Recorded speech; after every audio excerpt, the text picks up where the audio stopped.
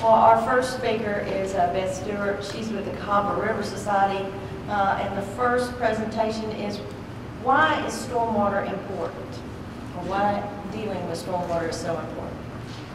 Good morning, y'all. It's really great to have you all here today. We really appreciate you taking the time to come and learn about how to keep our water resources healthy and our drinking water, hopefully, affordable and clean. I am with the Cahaba River Society. I'm the executive director, and just so you know a little of my background, I actually worked for 17 years in the planning and zoning field, working for local governments, working for planning commissioners, doing development review, working with the inspectors, doing land use planning and economic development planning. So that was a very helpful perspective for me to bring to my job at the Cahaba River Society, because what we do to protect our water resources has to fit right in with everything we do to manage development and promote development in our communities. And the presentation I'm going to show you is one that is a short version of a longer one that we are taking out to the communities, to the elected officials, to planning commissioners, city councils, to city engineers and the like, and also mainly to development-oriented firms. We've met over the last 18 months with about 500 professionals in the different development fields and in local government to talk about development, the way that it affects our rivers and streams, the values of our rivers and streams that are at risk, and the ways we can change the way we design development to be much more compatible with healthy waterways, so that as our communities grow, we can keep good drinking water supplies and good, beautiful places for recreation in our communities.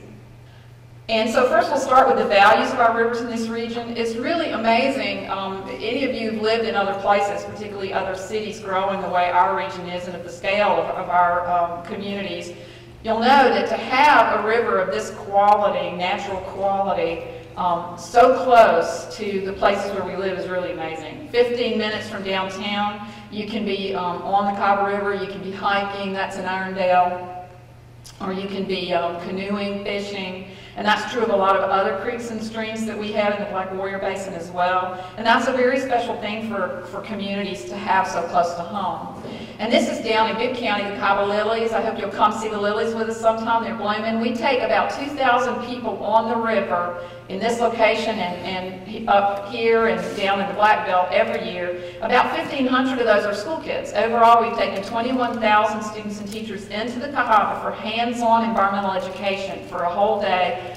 Stream walks, catching fish, singing for fish bugs, and learning about how to keep their drinking water clean and their rivers clean and healthy. And so our rivers also are like living outdoor laboratories. They're really great environmental education resources for our kids to get them outdoors.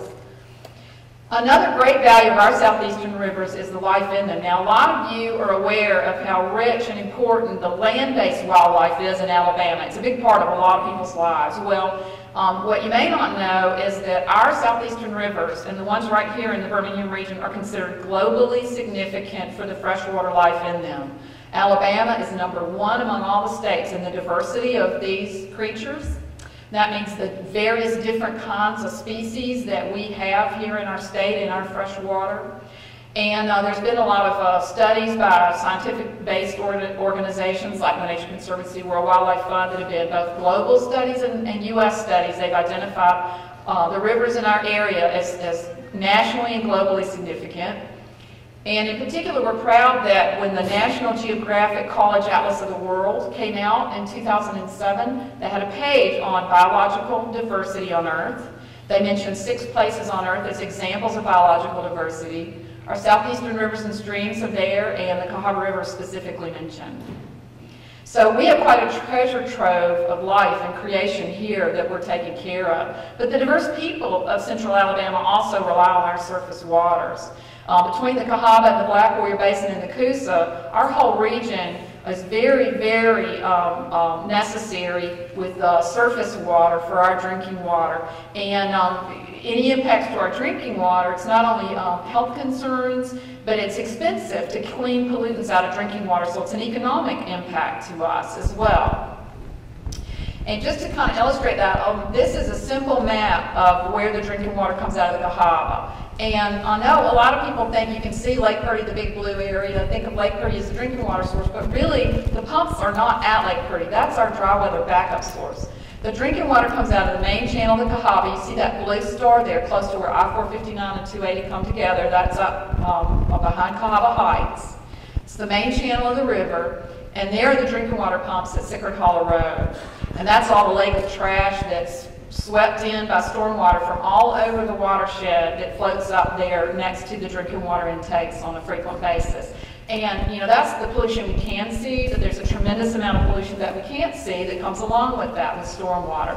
One way to think of stormwater, it's like your city took a bath, only before your city took a bath, it rolled around in mud and grease and pesticides and herbicides and other kind of chemicals. And then you got to figure out what to do with that water.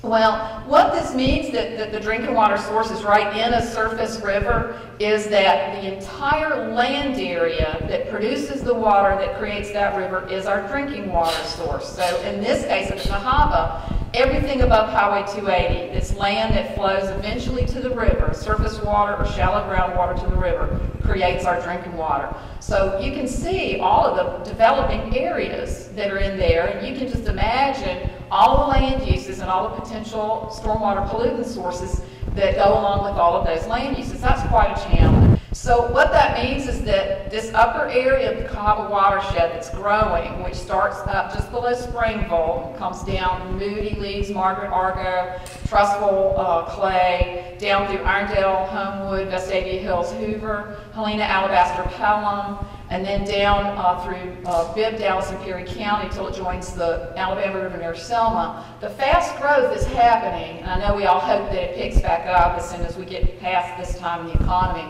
But the growth is all happening in the upper watershed, and that means that these impacts go all the way through the entire river system. All of its wildlife values, all of its recreational values, all its ecotourism values for these rural communities in particular are challenged by that. Well, what are the major stormwater impacts? I'm going to focus on one in particular. You'll be hearing about other ones from other speakers, but I want to focus on the greatest pollution challenge for the Cahaba River, and that is simply mud in the water, sediment. And I know you've seen the river looking like that, and you know, here's the Cahaba on a good week when it hadn't rained in about a week, and you can see how clear that water is. You can see the bottom, you can see some deer walking across the river there.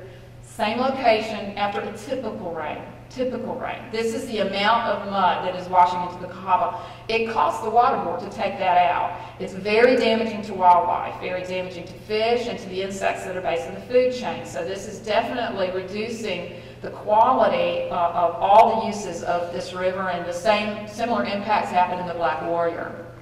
Well, we all know this source of sediment, land clearing, poor construction practices. I know how hard a lot of y'all are working to try and deal with this. I know you've seen sites like this, and you know that this has got to change. But that's not what we're here to talk about today. That's the source of sediment that all of us are very familiar with.